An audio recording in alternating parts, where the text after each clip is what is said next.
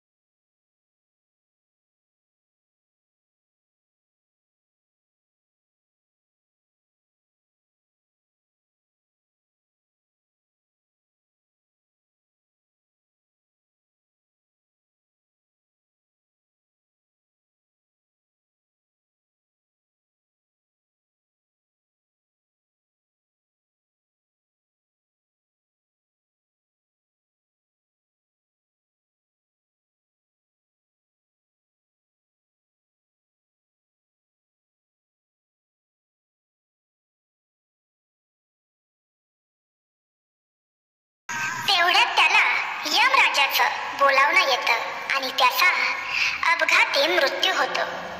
शहरातील काही लोक येथे त्या माणसाचे अंत्यसंस्कार करतात. दुसरीकडे त्याची पत्नी त्यांच्या मुलाला रुग्णालयात जन्म देत असते. जेव्हा त्या गरीब स्त्रीला तिचा नवरा वारल्याची बातमी मिळते तेव्हा तिचे हृदय फाटून जाते. त्या गरीब मुलीला जगात फक्त तिचा नवराच होता. आता तो पण तिला सोडून निघून गेला होता. आता ती ढसाढसा रडायला लागली की अरे देवा, माझ्यावर दुःखाचा डोंगर कसा आणलास? माझा एकमेव आधार तू हिरावून घेतलास. निदान अजून जन्मही न घेतलेल्या या मुलाची तरी काळजी घेतली असतेस. जन्म होण्याआधीच तू माझ्या बाळावरच्या बाबांचे छत्र काढून टाकलेस.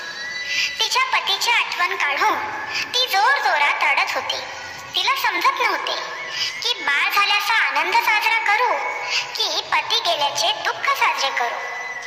मग नगरातील काही लोकांनी तिला समजावून सांगितले की ताई, हा जन्म आणि मृत्यू हे सर्व निर्मात्याच्या हातात आहे. यामध्ये मानवी प्रयत्नांचा समावेश चालू शकत नाही. देव जे काही करतो ते चांगलेच करतो असे म्हणतात. म्हणून जे गेले त्याचा शोक करणे थांबवा आणि जे आले त्याचा विचार करा.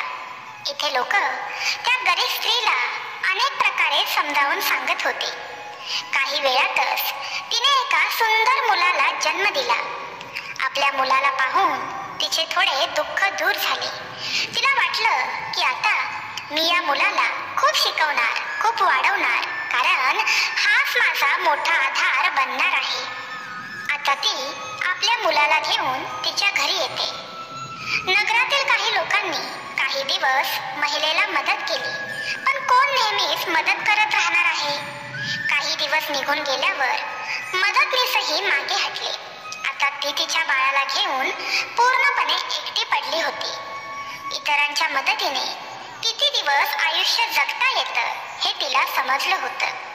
या मुलाला जगवायचे असेल आणि वाढवायचे असेल तर त्याची जबाबदारी आपल्यालाच आपल्या हाती घ्यावी लागेल. काहीतरी काम आपल्या स्वतःलाच करावे लागेल. अशा रीतीने ती स्त्री इतर लोकांच्या घरी जाऊन साफसफाईचे काम करू लागते.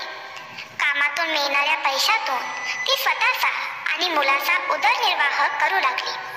कालांतराने तिचा मुलगा हळूहळू मोठा होऊ लागतो. मूल 4 वर्षाचे झाल्यावर त्याची आई त्याच्या शिक्षणासाठी त्याला नगरातील सरकारी शाळेत दाखल करते. तिला वाटले की ती तिच्या मुलाला शिक्षण देऊन इतके सक्षम बनवेल की त्याचे शिक्षण कधीही कोणाच्याही हातून होऊ नये. आता ती अशीच कष्ट करत राहते, ते पण दिवस रात्र.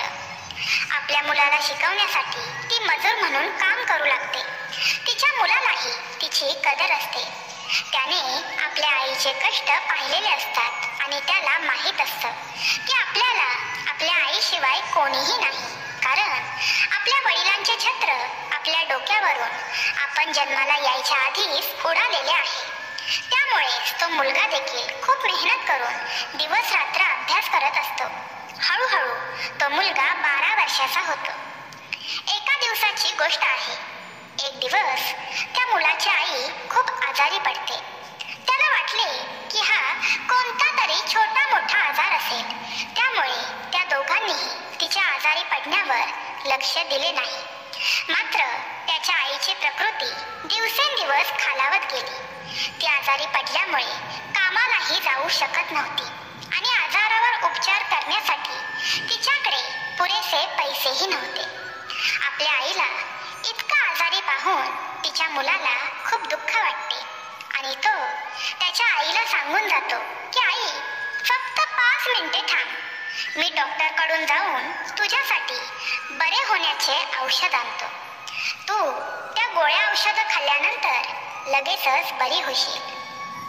मुलाचे बोलणे ऐकून आईचे डोळे भरून येतात. ती म्हणाली, बाळा, आता तुला कुठेही जायची गरज नाही. आता माझीही वेळ आली आहे. मला तुझ्या वडिलांकडे जायचे आहे, पण जाण्यापूर्वी माझी एक गोष्ट नेहमी लक्षात ठेव. जेव्हा तुझा जन्म झाला नव्हता तेव्हा तुझ्या वडिलांचे आणि माझे स्वप्न होते की आपण आपल्या मुलाला शिक्षण देऊ आणि त्याला सक्षम बनवू, जेणेकरून त्याला आपल्यासारखे गरिबीचे जीवन जगावे लागणार नाही. पण बाळा, मी ते स्वप्न पूर्ण करू शकली नाही. बाळा, मी जरी गेले तरी तू तुझ्या वडिलांचे स्वप्न नक्कीच पूर्ण करशील. तुमच्या वडिलांचे नाव खराब होईल असे काहीही करू नका.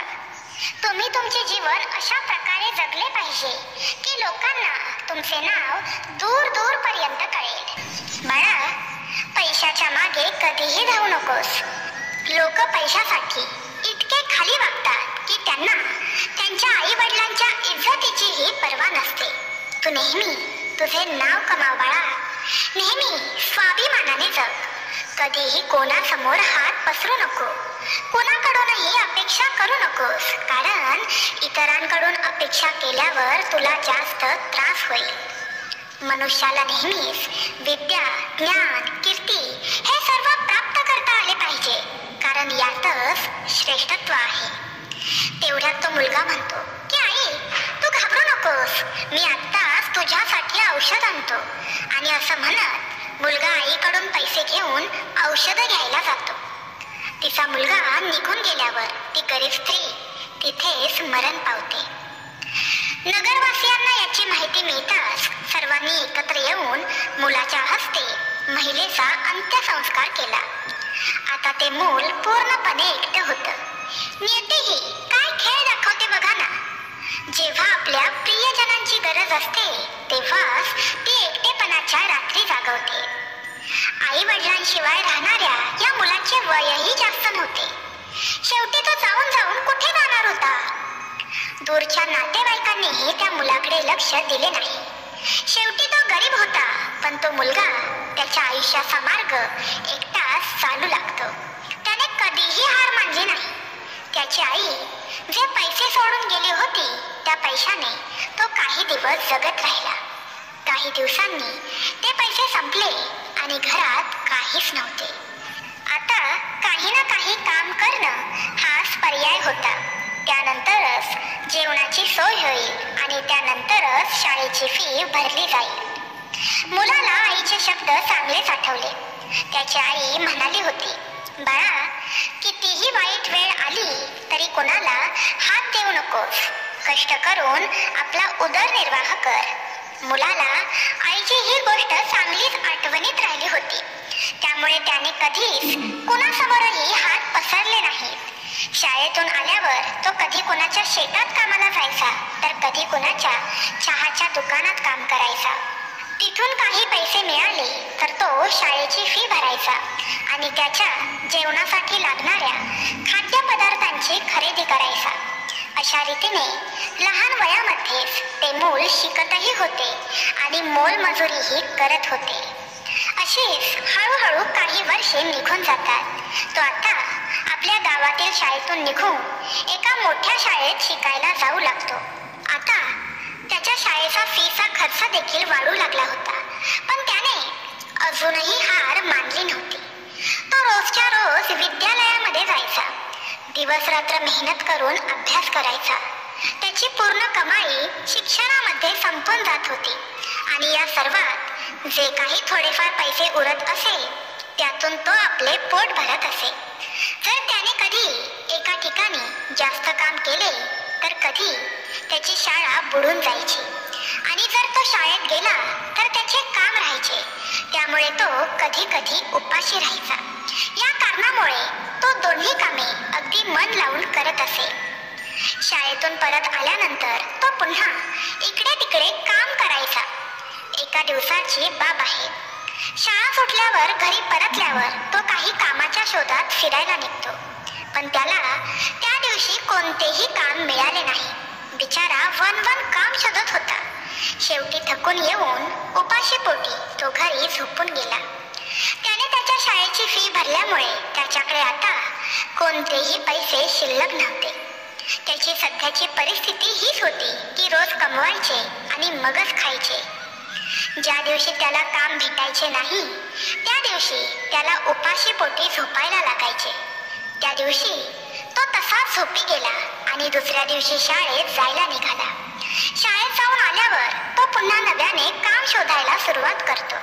तो विचार करतो की आज मला नक्कीच काहीतरी काम मिळेल. पण दुर्दैवाने त्याची साथ सोडली नाही. त्या दिवशीही त्याला काम मिळाले नाही. आज पुन्हा त्याला रिकाम्या पोटी झोपावे लागले. भूक आता त्याला अधिक अस्वस्थ करत होती. एक दिवस त्याच्या मनात येते, रिकाम्या पोटी झोपताही येत नाही. माझा अभ्यासही राहत आहे. आता मी कोणाकडून तरी काहीतरी मागतो आणि खातो. पण आईने मरताना सांगितलं होतं की बाळा, कधीच कोणाकडून भीक मागू नकोस. नेहमी कमावून खा. तो मुलगा खूप स्वाभिमानी होता. कोणाकडे काही मागायची त्याची हिंमतच झाली नाही. तो विचार करत होता की काहीही झाले तरी मी भीक मागणार नाही.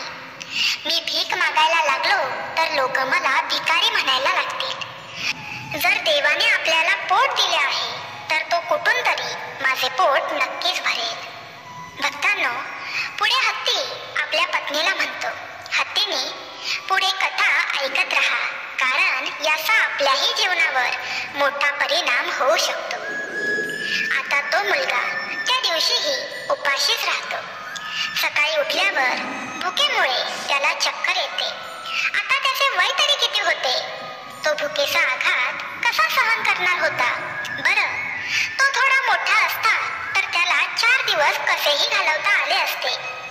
आज तो शाळेतही गेला नव्हता. त्याने विचार केला, आज सकाळी लवकर कामावर जाईन. मला काम मिळाले तर मला जेवणही मिळेल. मग मी दुसऱ्या दिवसासाठी मेहनत करण्यासाठी तयार होईल. आता तो कामाच्या शोधात इकडे तिकडे भटकत होता. त्याच्या डोळ्यासमोर अंधारी येत होती. त्याला आता चालवत देखील नव्हते, कारण ते बिचारे बाळ उपाशी होते. मग शेवटी तो एका झाडाखाली बसून विचार करू लागला की आता या क्षणाला जर मला जेवण भेटले नाही तर माझा जीव निघून जाईल. मला काहीतरी करावे लागेल. आता पुन्हा एकदा भीक मागण्याचा विचार त्याच्या मनात येतो. पण तो गरीब आहेस, भिकारी नाही असे सांगून त्याचा विवेक पुन्हा नकार देतो. तू जर आता भीक मागितली तर तुला कायम भीक मागण्याची सवय लागून जाईल आणि शेवटी तुम्ही भिकारी व्हाल. मुलगा बराच वेळ या प्रश्नांमध्ये अडकतो, पण तेव्हा त्याच्या मनात आले की भीक मागणे एक गोष्ट आहे आणि मदत मागणे एक वेगळी गोष्ट आहे. मी कोणाकडेच भीक मागणार नाही, पण मी मदत तर नक्कीच मागू शकतो. भीक ही अशी गोष्ट आहे जी मागितल्यावर परत मिळत नाही, परंतु एखाद्याला मदतीसाठी विचारणे ही गोष्ट अशी आहे जी तुम्ही नेहमी परत करू शकता. त्या मुलाने विचार केला की आज मी कोणाकडे तरी मदत मागेन आणि मला काम मिळाल्यावर ती मी मदत परत करेन. आता तो मुलगा तिथून चालत गेल्यावर एका नगराबाहेर एक मोठं घर त्याला दिसतं. त्या मुलाने त्या दारावर जाऊन ठोठावलं. तेवढ्यात घरातून एक स्त्री बाहेर येते. दारात 10 ते 11 वर्षाचा एक अतिशय उदास आणि निरागस मुलगा उभा असलेला महिलेला दिसला. प्रथम त्या महिलेने मुलाला विचारले, बाळा, तू दार का वाजवलेस? काही काम आहे का? मुलगा आपले दोन्ही हात जोडून म्हणतो, आई, मी तुम्हाला दुपारी दार वाजवून त्रास दिला, यासाठी मला क्षमा करा. त्या स्त्रीने विचारले, बाळा, मी तुला काय मदत करू शकते? तुला कशाची गरज आहे का? भक्तांनो, तो हत्ती पुढे त्याच्या पत्नीला म्हणतो. ती महिला देखील एका बाळाची आई होती, त्यामुळे तिच्या शब्दात मातृत्वाची भावना होती. एकदा त्या स्त्रीने हे प्रश्न विचारल्यावर त्या मुलाच्या मनात विचार आले की चला, मी आईला सगळे सांगून टाकतो की मी 2 ते 3 दिवसांपासून उपाशी आहे. जेवण न मिळाल्याने मी खूप अशक्त झालो आहे. पण त्याच्या स्वाभिमानाने त्याला रोखले आणि त्याने अन्नाऐवजी पाणी मागितले. म्हणाला, आई, मला खूप जोरात तहान लागली आहे, म्हणूनच मी दार ठोठावले. मला 1 ग्लास पाणी मिळेल का? पण ती स्त्री खूप हुशार होती. तिने मुलाला पाहिले तेव्हा तिला समजले होते की मुलाला खूप भूक लागली आहे.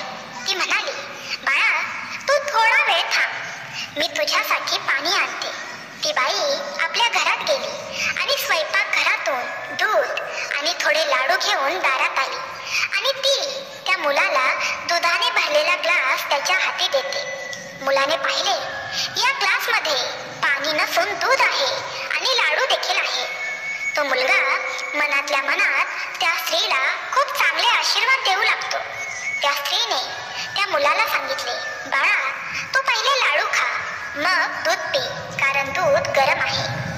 दूध थंड झाल्यावर पिऊन टाक. त्या मुलाने त्या बाईला पाहिल्यावर त्याला वाटले की त्याचीच आई त्याला दूध प्यायला देत आहे. दूध पिता पिता तो मनातल्या मनात विचार करू लागला की ही किती चांगली आई आहे. मी तर 1 ग्लास पाणी मागितलं होतं, पण या आईने दूधही दिलं आणि लाडूही दिले. तिला समजले होते की मी उपाशी आहे. मुलाने आरामात बसून लाडू खाल्ले आणि दूध देखील पिले. तेव्हा त्या स्त्रीने पुन्हा विचारले की बाळा, तुला अजून काय हवं आहे का? तेव्हा मुलगा मनातल्या मनात विचार करू लागला की दुधाच्या बदल्यात हा मुलगा या आईला आणखी काय देऊ शकतो.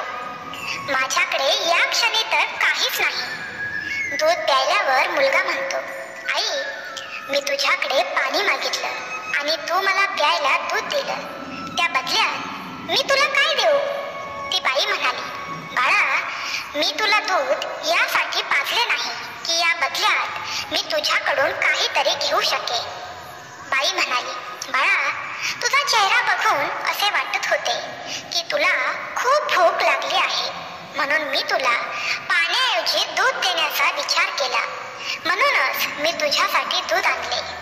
तो मुलगा पुन्हा म्हणाला, नाही आई, त्या बदल्यात तू माझ्याकडून काहीतरी मागून घे. मी माझ्या क्षमतेनुसार तुला नक्कीच काहीतरी देईन. मुलाचे म्हणणे ऐकून त्या बाईला वाटते, हा मुलगा खूप स्वाभिमानी आहे. तो मुलगा वारंवार तिला हाच प्रश्न विचारू लागतो. तेव्हा ती बाई त्याचं मन शांत करण्यासाठी म्हणते, बाळा, हे दूध तुला पाजून मी तुझ्यावर कोणतेही उपकार केलेले नाही, तरीही तुला मला काय द्यायचेच असेल तर मला आज एक वचन दे. आज मी तुला ज्या प्रकारे मदत केली त्याच प्रकारे एक दिवस जेव्हा तू मदत करण्याच्या लायकीचा होशील त्या दिवशी कोणत्या ना कोणत्या गरजू व्यक्तीला तू मदत कर. ज्या दिवशी तुम्ही एखाद्याला मदत कराल त्याच दिवशी तू माझ्या या उपकारातून मुक्त होशील. त्या स्त्रीने त्या दिवशी हे असे बोलले होते कारण त्या मुलाला असह्य वाटू नये आणि त्याने आनंदाने आपल्या घरी जावे. तो मुलगा तीच गोष्ट मनात आपल्या कायम ठेवतो. तो त्या स्त्रीच्या पाया पडून कामाच्या शोधात पुढे जातो आणि असेच हळूहळू अनेक दिवस निघून जातात. ज्या शाळेमध्ये हा मुलगा शिकत होता त्याच शाळेमध्ये त्या स्त्रीचा मुलगा देखील शिकत होता. एक दिवस आपल्या मुलाला शाळेत सोडायला गेल्यावर तिने पाहिले की हा मुलगा देखील या शाळेत आहे ज्याला मी दूध पाजले होते आणि त्या महिलेने त्या मुलाला ओळखले. महिला लगेचच त्या शाळेतील त्या मुलाच्या शिक्षकाकडे गेली आणि त्या मुलाबद्दल सर्व चौकशी केली. तेव्हा त्या मास्तरांनी तिला सांगितले की मुलाचे नाव संकेत आहे आणि तो आई वडील नसलेला मुलगा आहे. तो अनाथ आहे. तो लहान असतानाच त्याचे आई वडील दोघेही गेले. हे जाणून त्या महिलेला खूप वाईट वाटले. आई वडील नसतील तर त्याच्या शिक्षणाचा खर्च कोण उचलत असेल असा प्रश्न तिला पडतो. तेव्हा शाळेचे मोठे मास्तर सांगतात की ताई, संकेत खूप चांगला मुलगा आहे. तो त्याच्या अभ्यासाचा खर्च स्वतः उचलतो आणि तो खूप हुशार विद्यार्थी आहे. तो खूप मेहनत करतो आणि नंतर शाळेची फी भरतो.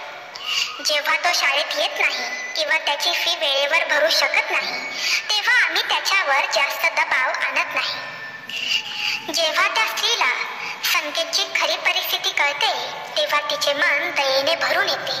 तिच्या डोळ्यात पाणी येते. त्या मुलाला काही ना काही मदत करावीशी तिला वाटते. ज्याला कोणी नाही अशा लोकांना आपण मदत केली पाहिजे तरच देव प्रसन्न होतो. ज्याला कोणीही नाही तो देवाचा असतो आणि गरजूंना मदत करणे म्हणजे तुम्ही देवाला संतुष्ट करणे हेच आहे. पुढे हत्ती त्याच्या पत्नीला म्हणतो, हत्तीने पुढे ही कथा शेवटपर्यंत आहे, झोपू नको. त्या बाईला वाटते की हा मुलगा माझ्याकडून पैसे घेणार नाही कारण तो खूप स्वाभिमानी मुलगा आहे. मग त्या महिलेने त्याच्या शिक्षकाला विनंती केली, जर मी या मुलाची फी भरली तर तुम्हाला काही अडचण तर नाही ना? तेव्हा तेथील मास्तर म्हणाले, ताई, तुम्ही खूप मोठ्या मनाच्या आहात. तुमचे विचार मोठे आहेत, चांगले आहेत. तुम्ही जर त्याची फी भरली तर मला कोणतीही अडचण होणार नाही. पण संकेत या गोष्टीसाठी तयार होणार नाही. तेव्हा ती स्त्री पुन्हा त्या शिक्षकांना विनंती करू लागते आणि म्हणू लागते की मास्तरजी, मला संकेतला काहीही करून मदत करायची आहे. तुम्ही कृपया त्याला समजावून सांगा. तुम्ही त्याला असे सांगा की तुमची परिस्थिती बघता सरकारने तुमची फी माफ केली आहे. तुला शाळेची फी भरण्याची कोणतीही आवश्यकता नाही. मग ते शिक्षक देखील त्या स्त्रीच्या या म्हणण्याला होकार देतात आणि ती स्त्री संकेतची पूर्ण वर्षाची फी भरून आपल्या घरी जाते. अशा प्रकारे दरवर्षी ती संकेतची वर्षभराची फी खूप आनंदाने भरून जात असे कारण संकेत एकाग्रतेने मन लावून अभ्यास करू शके. आता संकेत मेहनतीने अभ्यास करायचा आणि उदरनिर्वाहासाठी दुकानात काम करायचा. भक्तांनो, पुढे हत्ती आपल्या पत्नीला म्हणतो, पाण्यात डुबणाऱ्यांसाठी एक पेंडा देखील पुरेसा आहे. त्या महिलेच्या थोड्या प्रयत्नाने संकेतला खूप मोठी मदत मिळाली होती. आता तो खूप मन लावून अभ्यास करायचा. अशीच आणखी काही वर्षे निघून गेली. आता संकेतला पुढील शिक्षणासाठी मोठ्या शहरात जावे लागणार होते. शहरात राहून काहीतरी चांगलं काम करेल आणि अभ्यासही सुरू ठेवेल असा विचार त्याने केला. संकेत मोठ्या शहरात गेल्याची खबर त्या स्त्रीला तेव्हा लागते जेव्हा ती स्त्री शाळेची फी जमा करण्यासाठी त्याच्या शाळेत येते. तेव्हा तेथील मास्तर सांगतात की संकेत पुढचे शिक्षण घेण्यासाठी मोठ्या शहरात निघून गेला आहे. आता तुम्हाला फी भरण्याची काहीही गरज नाही. हे ऐकून ती बाई विचार करू लागली, काही हरकत नाही. देवाने मला एवढाच काळ त्या बाळाला मदत करण्यासाठी दिला होता. हे भगवंता, त्या बालकावर तुझी दयादृष्टी कायम ठेव. हे परमेश्वरा, त्याची सर्व स्वप्न पूर्ण कर. तो जिथे कुठे राहील तिथे त्याला आनंदी ठेव. अशी प्रार्थना आपल्या भगवंताला करून ती महिला तिथून निघून गेली आणि आपल्या घरी येऊन ती संसारात व्यस्त होऊन गेली. तर इकडे संकेतने आपला खर्च भागवण्यासाठी नोकरी शोधली. अशा प्रकारे 25 वर्षे निघून जातात.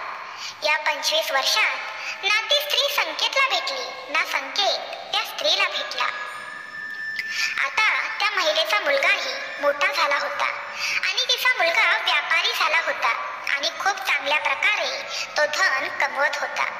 ती महिला पहिल्यापासूनच खूप संपन्न होती. त्याचबरोबर त्या स्त्रीचा मुलगा सुद्धा खूप सुसंस्कृत होता. एक दिवस त्याची आई खूप आजारी पडते. संध्याकाळी काम करून घरी आल्यावर जेव्हा तो त्याच्या आईची अशी अवस्था पाहतो तेव्हा तो खूप निराश होतो. तो व्यापारी मुलगा लगेचच येतो आणि त्याच्या आईला दवाखान्यात भरती करतो. डॉक्टरांनी चेक केल्यावर समजतं की त्याच्या आईला कॅन्सर झाला आहे. हे समजल्यावर तो मुलगा डॉक्टरांना म्हणतो की डॉक्टर साहेब, तुम्ही माझ्या आईला काहीही करून बरे करा. तुम्ही पैशाची चिंता अजिबात करू नका. अरे बाळा, तुझ्या आईला कर्करोग झाला आहे असे डॉक्टर म्हणतात आणि कर्करोगावर इलाज करणं खूप महाग पडतं. लहान लहान दवाखान्यांमध्ये या आजारावर उपचार देखील नसतात. त्यामुळे तुला तुझ्या आईला घेऊन एखाद्या मोठ्या शहरात जावं लागेल आणि मोठ्या शहरांमध्ये दवाखानेही मोठे असतात. मोठ्या दवाखान्यांचा खर्चही खूप मोठ्या प्रमाणात होतो. तेव्हा तो मुलगा डॉक्टरांना म्हणाला की डॉक्टर साहेब, मी माझ्या आईला या आजारातून बरे करण्यासाठी काहीही करू शकतो. तुम्ही फक्त मला यातून मार्ग कसा काढायचा ते सांगा. तेव्हा डॉक्टर मोठ्या शहरातील दवाखान्यात घेऊन जाण्याचा सल्ला त्या मुलाला देतात. मोठ्या शहरात कर्करोगासाठी दवाखाना आहे. तिथे तुझी आई या आजारातून पूर्णपणे बरी होऊ शकते आणि तू जर शहरातील मोठ्या दवाखान्यात तुझ्या आईला घेऊन गेला नाहीस तर तुझ्या आईचा जीव धोक्यात जाऊ शकतो. ही गोष्ट ऐकून तो मुलगा खूप घाबरतो आणि डॉक्टरांकडून शहरातील कर्करोगावरील डॉक्टरांचा पत्ता मागून घेऊन घरी येतो. हे सर्व करण्यासाठी त्याची आई त्याला नकार देत होती. बोलत होती की बाळा, मला कुठे नेणार? एवढा पैसा कुठे आहे आपल्याकडे? आपल्याकडे मोठ्या शहरात जाऊन आजारावर इलाज करण्यासाठी पुरेसा पैसा नाही आहे. आपण इथूनच डॉक्टरांकडून औषधं घेऊ. मी नक्कीच बरी होईल. तू काळजी करू नकोस. तेव्हा तो मुलगा त्याच्या आईला म्हणाला की आई, या पूर्ण दुनियेमध्ये तूच तर मला आहेस की तुझ्यामुळे मला कधीही एकटेपणा जाणवला नाही. कधीच कोणत्याही गोष्टीची चिंता मला झाली नाही. यामुळे काहीही झालं तरी या आजारामुळे मी तुला मरू देणार नाही. धनाचे काय आहे, ते संपले तर मी पुन्हा कमावीन, पण मला आई पुन्हा भेटणार नाही. मी तुला गमावणार नाही. या प्रकारे तो मुलगा आपल्या आईला मोठ्या शहरातील दवाखान्यात घेऊन जातो. जो डॉक्टर त्याच्या आईला बरं करणार होता तो डॉक्टर त्यावेळेला दवाखान्यात नव्हता, कारण तो एका आजारी व्यक्तीला पाहण्यासाठी परदेशात निघून गेला होता. मग तेव्हा हॉस्पिटलमधील कर्मचाऱ्यांनी मुलाला सांगितले की डॉक्टर साहेब 2 दिवसात येतील. तोपर्यंत तुम्ही तुमच्या आईला दवाखान्यात भरती करा. तेव्हा त्या मुलाने कोणताही विचार न करता लगेचच त्या दवाखान्यात आपल्या आईला दाखल केले. तो मुलगा तेथील डॉक्टर येण्याची वाट पाहत होता. दुसऱ्या दिवशी जेव्हा डॉक्टर आले तेव्हा आपल्या आईची सर्व परिस्थिती त्या मुलाने त्या डॉक्टरांना सांगितली. तेव्हा डॉक्टरांनी त्याला विश्वास दिला की मी दिलेल्या गोळ्या आणि औषधांमुळे आणि तपासणीमुळे तुमची आई बरी होऊ शकते, पण यांचा इलाज खूप काळापर्यंत राहील. तेव्हा तो मुलगा म्हणाला, डॉक्टर साहेब, काहीही होऊ देत, मी माझ्या आईला पूर्णपणे बरे करूनच माझ्या घरी घेऊन जाईन. यासाठी मला माझ्याकडे असलेले सर्व धन विकायला लागले तरीही चालेल. मी कितीही दिवस इथे थांबायला तयार आहे. तुम्ही माझ्या आईवर उपचार करायला चालू करा. अशा प्रकारे त्या डॉक्टरांनी त्या मुलाच्या आईवर उपचार करायला चालू केले. जर गावातील दवाखान्यात उपचार केले असते तर कदाचित थोडे पैसे कमी झाले असते, पण शहरातील दवाखान्याचा खर्च खूप मोठा होता. पण तरीही त्या मुलाने हार मानली नाही. भक्तांनो, पुढे हत्ती हत्तीनीला म्हणतो, या संसारात आईपेक्षा अनमोल काहीही नाही. डॉक्टर जे गोळ्या औषधं लिहून देत असत ते गोळ्या औषधं खूप महाग येत असत, पण तरीही तो मुलगा आपल्या आईसाठी महागातील महाग गोळ्या औषधं घेऊन येत असत. आपल्या आईची देखभाल करण्यात तो गावी असलेला त्याच्या व्यापारातही लक्ष देऊ शकत नव्हता. त्यामुळे त्याचा व्यापारही आता ठप्प पडला होता. खूप दिवस हे उपचार चालूच राहिले आणि हळूहळू त्याच्या आईच्या शरीरात सुधारणा होऊ लागली. तिच्या मुलाकडे असलेले सर्व धन पैसे आता संपलेले असतात. जेव्हा त्याच्या आईला कळते की आता आपल्या मुलाकडे धन दौलत पैसे काहीही शिल्लक नाही, तेव्हा त्याच्या आईला खूप वाईट वाटते. तेव्हा त्याची आई म्हणते की बाळा, तू हे सर्व का करत आहेस? आता तू दवाखान्याचे बिल कसे भरणार आहेस? आता तुझा व्यापारही बंद झाला आहे. तेव्हा तो मुलगा म्हणतो की आई, तू चिंता करू नकोस. मी माझा व्यापार घर सर्व काही विकून तुझ्यावर उपचार करेल, पण तुला बरे करूनच आपल्या घरी घेऊन जाईल. आणि शेवटी आई आपल्या मुलाच्या हट्टापुढे शांत होते. तो मुलगा आपल्या आईचे उपचार खूप दिवस चालूच ठेवतो. हळूहळू 1 महिना संपून जातो. त्या शहरातील मोठ्या दवाखान्यात एक गोष्ट खूप आश्चर्यकारक होती. त्या मुलाच्या आईशी येऊन तासनतास गप्पा मारत असे. हे पाहून त्या आईला देखील खूप आनंद होत असे, प्रसन्न वाटत असे आणि ती विचार करत असे की हा किती निराळा डॉक्टर आहे. इतका मोठा डॉक्टर असूनही त्याला थोडासाही गर्व नाही. याला इतका वेळ नसतानाही तो माझ्याशी इतका वेळ बोलत आहे. भक्तांनो, पुढे हत्तीनीला म्हणतो, असेच काही दिवस निघून जातात आणि मग त्या आईचा मुलगा एक दिवस डॉक्टरांकडे जातो आणि विचारतो की डॉक्टर साहेब, अजून किती दिवस माझ्या आईचे उपचार या दवाखान्यामध्ये चालणार आहेत? तेव्हा डॉक्टर साहेब त्या मुलाला सांगतात की मुला, तू आता चिंता करणं बंद कर. आता तुमची आई पूर्णपणे या रोगातून बरी झाली आहे. आता तिच्या शरीराला कोणताही धोका नाही. तरीही मी तुझ्या समाधानासाठी तुमच्या आईचा अजून एक रिपोर्ट काढतो आणि मग तुम्ही तिला घरी घेऊन जाऊ शकता. आता तर तो मुलगा आपल्या आईचे रिपोर्ट येण्याची वाट बघत होता. 2 दिवसांनी रिपोर्ट येतात. जेव्हा रिपोर्ट येतात तेव्हा तो मुलगा पुन्हा डॉक्टरांना भेटायला जातो आणि विचारतो की डॉक्टर साहेब, माझी आई पूर्णपणे बरी झाली आहे की नाही? काही धोक्याची गोष्ट नाही आहे ना? तेव्हा डॉक्टर साहेब बोलतात की चिंता करू नकोस, तुमच्या आईचे रिपोर्ट चांगले आले आहेत. तुमची आई पूर्णपणे बरी झाली आहे. तुमच्या आईच्या जीवाला कोणताही धोका नाही. आता तुम्ही त्यांना तुमच्या घरी घेऊन जाऊ शकता. डॉक्टरांचे म्हणणे ऐकून तो मुलगा खूप आनंदी होतो आणि डॉक्टरांचे मनपूर्वक आभार मानतो. मग तो मुलगा त्याच्या आईजवळ जातो आणि मनोमन भगवंताचे आभार मानतो की हे ईश्वरा, तुझे खूप खूप धन्यवाद. तू इतक्या मोठ्या आजारातून माझ्या आईला वाचवलेस. हीच गोष्ट तो त्याच्या आईला सांगण्यासाठी जातो आणि आईला म्हणतो की आई, तू आता इतक्या मोठ्या आजारातून पूर्णपणे बरी झाली आहेस. आता तुझ्या जीवाला कोणताही धोका नाही. आता आपण आपल्या घरी जाऊ शकतो. पुढे हत्तीनीला म्हणतो, आपल्या मुलाच्या तोंडून हे ऐकून त्याच्या आईला फार आनंद होतो, पण दुसऱ्या क्षणाला ती निराश होते, कारण तिच्या मनात विचार येतो, मी तर आता पूर्णपणे बरी झाली आहे, पण या दवाखान्याचे बिल लाखोंमध्ये झाले असेल. हे इतके मोठे बिल माझा मुलगा कसा भरणार काय माहिती. इतक्या मोठ्या रकमेची व्यवस्था माझं बाळ कशी करेल. त्याच्याकडे जे पैसे होते, धन साठलेले होते, ते सर्व काही माझे उपचार करण्यात त्याने संपवले. पण आता या मोठ्या दवाखान्याचे मोठे बिल हा कसा भरेल देवाला ठाऊक. आपल्या आईला असे निराश पाहून तो मुलगा आपल्या आईला समजावू लागतो. अगं आई, तू कशाला चिंता करत आहेस? मी आहे ना. मी माझ्याकडे जे काही आहे नाही ते सर्व विकून तुझ्या उपचाराचे पैसे डॉक्टरांना देऊन टाकेन. मी घर, व्यापार सर्व काही नंतर पण उभं करू शकेन. पण आता माझ्यासाठी तू महत्वाचे आहेस. म्हणूनच तुला आता या गोष्टींची चिंता करण्याची काहीच आवश्यकता नाही. तो मुलगा आपल्या आईला खूप समजावण्याचा प्रयत्न करतो. पण शेवटी आई ती आईच असते. तिने आपल्या बाळाची चिंता करणे स्वाभाविकच होते.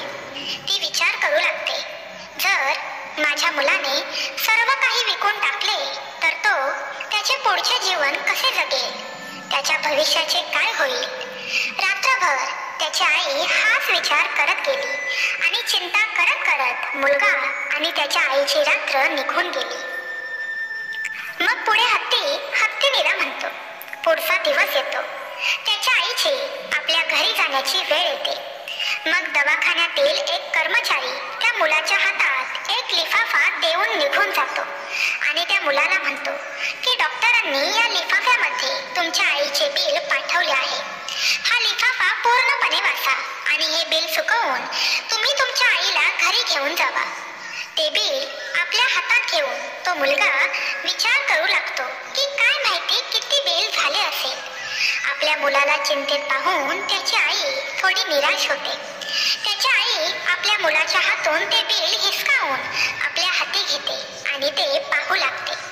त्या क्षणी दवाखान्यातील जे सर्वात मोठे डॉक्टर होते तेही तिथे उपस्थित होतात. जेव्हा त्याची आई तो लिफाफा उघडते तेव्हा त्यामध्ये एक छोटीशी चिठ्ठी लिहिलेली असते. त्या चिठ्ठीत असे लिहिले होते की आई, तू 25 वर्षापूर्वीच तुझी थकबाकी भरली आहेस. जेव्हा तू 2 दिवस उपाशी असलेल्या बाळाला दूध आणि लाडू देऊन त्याच्या भुकेची आग भागवली होतीस आणि त्याच्या पुढचे 5 वर्ष त्या मुलाच्या शाळेची फी देखील भरली होतीस. ती चिठ्ठी वाचून महिला पूर्णपणे आश्चर्यचकित होते. जेव्हा त्या आईचा मुलगा तिला विचारतो की आई, डॉक्टरांचे बिल किती झाले, तेव्हा ती आई ती चिठ्ठी आपल्या मुलाच्या हाती देते. जेव्हा ती चिठ्ठी तो मुलगा वाचतो तेव्हा तो देखील हैराण होतो. तो आपल्या आईला विचारतो की आई, तू या डॉक्टरांना पहिल्यापासून ओळखतेस? तुझी आणि डॉक्टरांची ओळख आधीपासून आहे का? तेव्हा त्याची आई म्हणते की बाळा, मी या डॉक्टरांना पहिल्यापासून ओळखत नाही, पण मला आत्ताच माहीत पडले आहे. मग तो मुलगा म्हणाला, मग या चिठ्ठीमध्ये 25 वर्षापूर्वीची घटना का लिहिली आहे? तेव्हा त्याची आई म्हणते की बाळा, 25 वर्षापूर्वी जेव्हा तू खूप लहान होतास तेव्हा भर दुपारी तुझ्या वयाचा एक लहान मुलगा आपल्या दारात आला होता. तो अनेक दिवस उपाशी होता. त्याने माझ्याकडे फक्त 1 ग्लास पाणी मागितले होते. पण जेव्हा मी त्या मुलाकडे पाहिले तेव्हा मला समजले की हा मुलगा खूप दिवसांपासून उपाशी आहे. त्यामुळे आपल्या घरातील दूध आणि लाडू मी त्याला खायला दिले होते. तो खूप दिवसांपासून उपाशी होता. त्याने दूध तर पिले, पण तेव्हा तो मला बोलू लागला, मी तुमचे हे उपकार कसे फेडू शकेन? या बदल्यात मी तुम्हाला काय देऊ, तुम्हीच सांगा. तेव्हा मी त्या मुलाच्या मनशांतीसाठी बोलली होती की जेव्हा तू मोठा होशील, एखाद्या गरजू व्यक्तीला मदत करण्यालायक होशील, तेव्हा तू देखील एखाद्या गरजूवंताला मदत कर. त्याच दिवशी माझे उपकार तू फेडून टाकशील. मला काय माहित होतं की हाच मुलगा ज्याला मी दूध पाजवले होते तोच 25 वर्षांनी डॉक्टर बनवून मला अशी मदत करेल. लोक तर आज घेऊन उद्या हे सर्व विसरून जातात, पण या मुलाने अजूनही मी केलेली ही मदत लक्षात ठेवली आहे. मी अजूनही या गोष्टीला घेऊन आश्चर्यचकित आहे की तो मुलगा हाच डॉक्टर आहे. मुलगा आणि आई या दोघांमधील हा संवाद असाच चालू होता आणि पाठीमागून तो डॉक्टर झालेला मुलगा हे सर्व पाहून ऐकत होता. होय भक्तांनो, तोच मुलगा हा डॉक्टर होता ज्याने या आईवर उपचार केले होते. आता मात्र त्या डॉक्टर झालेल्या मुलाच्या डोळ्यात अश्रू होते आणि लहानपणी घडलेला तो प्रसंग त्याच्या डोळ्यासमोर होता, जेव्हा तो उपाशी पोटाने तहानेने त्या आईच्या दारात गेला होता. ते डॉक्टर लगेचच पुढे येऊन त्या आईला प्रणाम करतात. त्यांच्या पायावर डोकं ठेवून त्यांना नमस्कार करतात आणि त्यांना म्हणतात की हे आई, आजही तू बोललेले ते शब्द माझ्या कानात वाजत आहेत. मी तुझ्या त्याच शब्दांना माझे संस्कार बनवले. मी माझ्या आयुष्यात खूप दुःख पाहिले आहे, पण मी कधीही हिंमत हारली नाही. मी तुमचा खूप मोठा कर्जदार आहे. जर तुम्ही तेव्हा माझ्या विद्यालयाची फी भरली नसती तर आज मी इतका मोठा डॉक्टर झालोच नसतो. आई, हा तुझा खूप मोठा आशीर्वाद आणि देण आहे. मी तुला त्याच दिवशी माझी आई मानले होते, ज्या दिवशी तू ममतेच्या सावलीत बसवून मला दूध पाजवले होतेस. असे सांगून डॉक्टरांनी आईच्या औषधावर खर्च केलेले सर्व पैसे परत केले आणि म्हाताऱ्या आईच्या पायावर डोके ठेवले. त्या मुलाला आपल्या मिठीत घेऊन ती आई जोर जोरात रडू लागते आणि त्या डॉक्टर झालेल्या मुलाच्या डोळ्यातही खूप पाणी असते. त्या आईच्या मिठीत तो जोर जोरात रडू लागतो. रुग्णालयातील सर्व लोक हे सर्व दृश्य पाहत होते आणि त्यांचे डोळे पाण्याने भरलेले होते. भक्तांनो, पुढे हत्तीनीला म्हणतो, हत्तीनी, या 4 गोष्टी जो मनुष्य जाणून घेईल तो मनुष्य कधीही गरीब राहणार नाही, कधीही कोणत्या संकटांना घाबरणार नाही, कधीही जीवनात तो हिंमत हारणार नाही. त्यामुळे या 4 गोष्टी लक्षपूर्वक ऐका आणि पृथ्वीवर या गोष्टींचा संचार करा. 1. मनुष्याने त्याच्या जीवनात येणाऱ्या परिवर्तनाला घाबरले नाही पाहिजे, तर हा विचार करून त्याने त्या परिस्थितीचा स्वीकार केला पाहिजे की आपल्या जीवनात यापेक्षाही काहीतरी चांगले होणार आहे. परिवर्तनाने मनुष्य खूप काही शिकून जातो आणि तो योग्य मार्ग पकडतो. जो आपल्या सोबत झालेल्या घटनांनी तुटून जातो तो कधीच पुढे जाऊ शकत नाही. 2. अंधार कितीही काळा असला तरी हार मानू नये, कारण एक छोटासा दिवा त्या अंधाराला कायमचं मिटवून टाकू शकतो. जर तुमच्या जीवनात अंधार आलास तर ज्ञानरूपी दिव्याने त्या अंधाराला कायमचं मिटवून टाका. ज्ञान हे असे आहे जे एखाद्याला राजा बनवू शकते, भटकणाऱ्या मनाला योग्य ते मार्ग दाखवू शकते. 3. तुम्ही दुसऱ्यांचे भले करा, तुम्ही दुसऱ्यांना मदत करा. तुम्हाला मदत करायला नक्कीच देव येईल. तुमचे चांगले हे आपोआपच होत जाईल. तुमच्या आयुष्यात एखाद्याला मदत करण्याचे सौभाग्य मिळाले तर ते तुम्ही नक्कीच केले पाहिजे. तुमची छोटीशी मदत एखाद्याचे आयुष्य बदलू शकते. तुमची छोटीशी मदतही एखाद्यासाठी वरदान ठरू शकते. अडचण आल्यावर घाबरू नका. जेव्हा आपल्या आयुष्यातील एक रस्ता बंद होतो तेव्हा आपल्यासाठी देव स्वतः 10 मार्ग उघडत असतो. जेव्हा माणूस दुःखाच्या आणि संकटाच्या भट्टीत जळतो तेव्हाच आयुष्य उजळते. कष्ट सहन केल्यावरच माणसाला अनुभव मिळतो आणि हा अनुभव खूप उपयोगी पडतो. 4. माणसाचा दिवस कसाही असो, आयुष्यात कितीही संकटे आली तरी त्याने कधीही अन्नाची भीक मागून खाऊ नये. जो भिक्षा मागून खातो तो स्वतःच्याच नजरेत पडतो आणि जेव्हा तो भीक मागून खातो तेव्हा त्याला मेहनत न करता खाण्याची सवय पडते. म्हणूनच मनुष्याला नेहमी मेहनत करूनच आपला उदरनिर्वाह करता आला पाहिजे. तेव्हाच मनुष्य सफल आणि आत्मनिर्भर बनू शकतो. कुणाला मदत हवी असेल तर सर्वात आधी त्याला मदत करावी, पण स्वतःला मदत हवी असेल तर कुणाकडे मदत मागायची गरज नाही. आपण स्वतःला मदत करायला हवी. स्वाभिमान हा तुमचा आवाज आहे, तो बुलंद ठेवा. इतरांकडे लक्ष देण्याऐवजी स्वतःमध्ये जगा, स्वतःला समजून घ्या आणि पुढे जा, हेच चांगले. स्वाभिमान एक अशी ढाल आहे जी तुमच्यापासून कोणी हिसकावून घेऊ शकत नाही. जो स्वतःवर प्रेम करू शकत नाही तो दुसऱ्यांवर प्रेम करण्याच्या लायकीचा होऊ शकत नाही. त्याचा आदर कधीच करू नका जो तुमचा आदर करत नाही. जर तुम्हाला जगाने तुमच्यावर प्रेम करावे असे वाटत असेल तर प्रथम तुम्ही स्वतःवर प्रेम केले पाहिजे. जर कोणी तुमचा अपमान करत असेल तर त्याचेही आभार माना, कारण ती व्यक्ती तुम्हाला तुमच्या आयुष्यातील सत्य सांगत असते. ज्या गोष्टी सहज मिळाल्या त्या गोष्टींची बहुतेक लोक कदर करत नाही, पण त्या गमावल्यावर पश्चाताप होतो. अशा प्रकारे हत्ती आपली कथा संपवतो. तर प्रेमळ स्वामी भक्तांनो, तुम्हाला आजच्या कथेतून काहीतरी शिकायला मिळालं असेल अशी मी आशा करते. तुम्हाला अशा नवनवीन कथा ऐकायला आवडणार असतील तर नक्की मला कमेंटमध्ये सांगा की आम्हाला अशा कथा ऐकायला आवडतील.